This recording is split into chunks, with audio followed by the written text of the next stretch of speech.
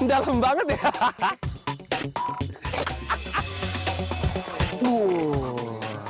Wah, enak banget. Bisa dari kebun ya, guys. Apa yang terlintas di pikiran Anda ketika mendengar kata kota Bogor?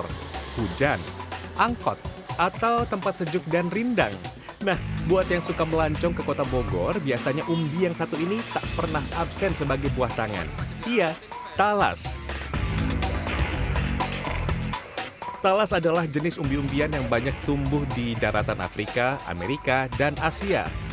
Di Indonesia, tumbuhan bernama latin Colocasia esculenta ini bisa diolah menjadi beragam makanan, mulai dari keripik hingga es krim. Produksi talas di Indonesia memang belum tercatat secara nasional. Namun Bogor yang menjadi sentra budidaya talas mampu menghasilkan lebih dari 57.000 ton setiap tahun. Selamat datang di kota hujan Bogor. Ini adalah hamparan talas. Karena kalau kita sudah bicara Bogor, selain hujan pasti ada talasnya. Kita akan jadi petani talas hari ini. Oke. Bertani. Biar luasa, kayak kaos. Oke, let's go. Di mana sih daerah penghasil talas di kota hujan? Ini nih, Kelurahan Situ Gede yang terletak di Kecamatan Bogor Barat. Mata pencaharian utama warga Kelurahan Situ Gede adalah bertani. Dari 232 hektar luas Kelurahan Situ Gede, sekitar 10% diantaranya dimanfaatkan sebagai lahan pertanian. Di sini, produksi talas bisa mencapai 75 ton setiap tahun. Untuk menjadi petani talas, hal pertama yang harus disiapkan adalah bibit. Lurus ke bawah, potong dia sambungannya dengan itu bagus. Wah, percobaan pertama. Kalau mau jadi petani talas, kita harus bisa mengambil bibitnya dulu. Karena kalau tidak ada bibit, gimana mau jadi talas? Ya, terus buang akarnya. Oh, buang akar. Siap. Sama daunnya. Bibit talas berasal dari umbi yang sudah tumbuh tunas. Bibit talas yang diambil dari umbinya ini merupakan bibit alami dan terkadang membawa sifat yang hampir serupa dengan induknya. Setelah bibit sudah dikumpulkan, kita pergi ke kebun yang lain untuk persiapan penanaman. Ini lagi dibikin lubangnya dulu karena akan dimasukkan sekamnya ya Pak ya? Ya. Sekamnya, dan ini dikasih jarak kurang lebih ya sekitar setengah meter lah. Semangat, semangat! Cuma satu baris, terlihat. Saat menanam talas, pilih tempat yang lembab dan memiliki drainase baik. Tujuannya untuk mencegah pembusukan akar. Talas tumbuh dengan subur di iklim tropis yang memiliki kelembapan tinggi seperti di tepi kolam atau area berawa.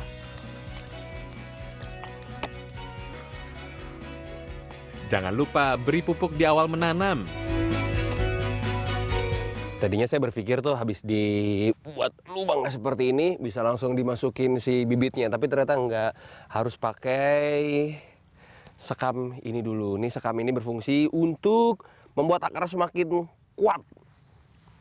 Nah, jadi harus disekamin sampai ujung.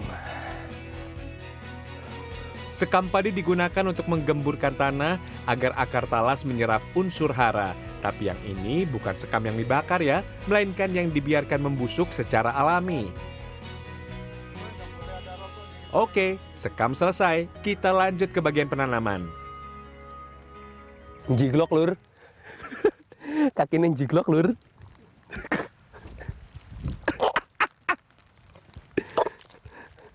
Dalam banget ya. Tar dulu kagak. Terus sebetis ini. Aduh, nyangkut bro.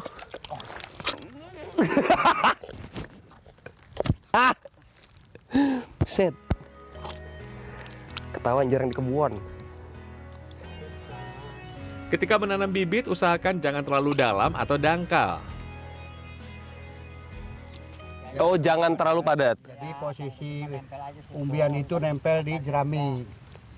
Jadi dia nanti jerami itu mengandung air, jadi dia cepat berkembang akarnya untuk menopang umbian. Oke, berarti yang benar seperti ini Pak ya. Oh, yang ini malah kurang betul nih karena dia terlalu Dalam. padat, taruh dalam. Tarik nih, salah nih. Cara penanaman bibit talas gampang. Letakkan bibit tegak lurus di tengah-tengah lubang. Timbun sedikit dengan tanah agar berdiri tegak. Menanam bibit talas sebaiknya dilakukan pada awal musim hujan atau saat curah hujan merata sepanjang tahun agar talas tidak mati. Talas bisa dipanen pada usia 6 sampai 7 bulan.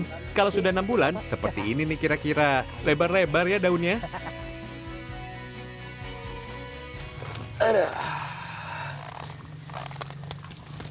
Kalau untuk penanaman si talasnya sebenarnya tidak terlalu rumit ya, tidak terlalu kompleks. Tapi harus rajin. Kalau kata orang teh kudu leken. Penyiangan sebaiknya dilakukan secara berkala. Tujuannya agar talas bebas dari tanaman pengganggu alias gulma yang dapat menjadi pesaing talas dalam menyerap unsur hara. Bayangin berhektar-hektar nih begini nih. Lumayan. Jongkok, tarik, geser, jongkok, tarik, geser, jongkok, tarik, geser. Ada nyamuk. Waduh. Banyak banget tuh nyamuk ya. Nih, ntar nggak lama lagi merah-merah ini lengan. Banyak sekali agasnya. Nyamuk kebon.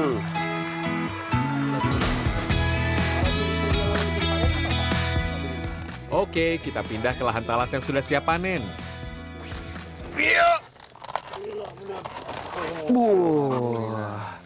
Bersihin dulu. Kenapa banyak? Maaf, kualat. Ada beberapa varietas talas yang dikembangkan di tempat ini, seperti talas ungu, pratama, bentul, sampai talas hijau. Ih, bentuknya cantik banget. Ini segede gini. Wah, talasnya jenis apa namanya, Pak? Pratama. Talas jenis pratama. Oke, di sini tuh ada sekitar 5 jenis talas. Ini salah satu talas yang jadi favorit. Talas pertama, Pratama. pratama ya. Oh, udah segede gini. Meski terlihat mudah, saat memanen juga harus berhati-hati agar talas tidak rusak, sebab akar tanaman yang diberi pupuk jerami cenderung susah dicabut. Keras. Beneran keras yang ini. Tuh, 2. Ih, mejen lah. Taruh.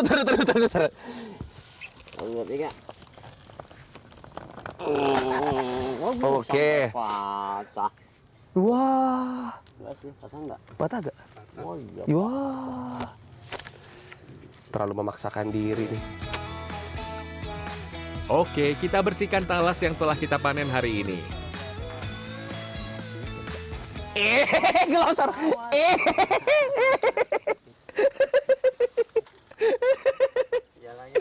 Jalannya licin. Terlalu. Tinggal aja enggak apa-apa kalau nyusahin. Nah, mungkin ada yang bertanya-tanya kenapa nih daun-daunnya di bawah? Karena daunnya juga tidak dibuang. Daunnya bisa diolah lagi, jadi kita akan sekalian bersihkan di bawah. Selain dikonsumsi, daun talas juga biasa dimanfaatkan sebagai bahan baku pembuatan tepung, bahan kosmetik, sampai obat-obatan. Meski menanam talas terlihat mudah, bukan berarti panen selalu menjadi jaminan para petani talas. Kita juga pernah mengalami beberapa gagal panen diakibatkan oleh virus. Virus itu menyebar satu hari satu pohon, kemudian juga seminggu satu dapuran, dan ketika satu bulan itu satu hamparan. Kerugiannya sekitar ya 100 jutaan lah. Potong, sip. Setelah belajar nanam, sampai belajar kemanen, tips-tipsnya dan lain sebagainya. Apakah perjalanan saya sudah berakhir? Tidak, masih panjang. Talas-talas ini tidak hanya bisa diolah dengan cara digoreng atau direbus, tapi bisa diolah jadi produk lain. Oke. Nah, ini adalah salah satu inovasinya. Es krim talas. Ini sudah sangat talas ya. Warnanya ungu-ungu. Wah. Wah, enak kok. Masih dari kebun ya, Kak.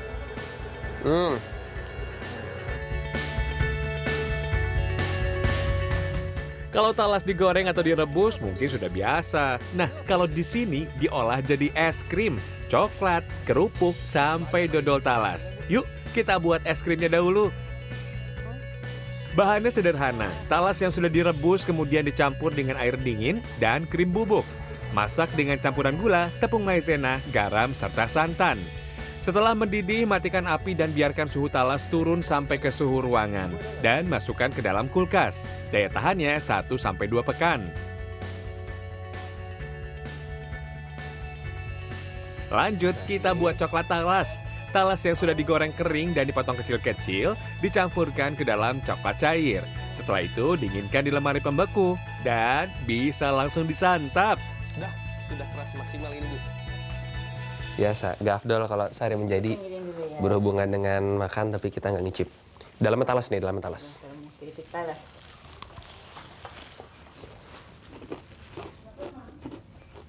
Wah, rasanya gimana ya? Manis dari si coklatnya, tapi ada campuran kayak asin-asin gurih gitu ya.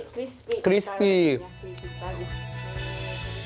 Warga Kelurahan Situ Gede awalnya hanya menjual talas yang telah dipanen. Namun daya tahan talas yang terbatas membuat mereka berinovasi. Kalau jual talasnya aja kan kalau habis panen itu nggak tahan lama ya. Kadang-kadang suka busuk ya. Kalau bikin olahan kan bisa tahan lama, bisa seminggu 2 minggu gitu. Kalau kerupuk kan sampai 3 bulan. Ada 9 kelompok tani di Kelurahan Situ Gede yang dibina oleh pemerintah setempat, mulai dari pembinaan hingga pendanaan. Namun kini ada kendala yang dihadapi oleh para petani, yaitu regenerasi.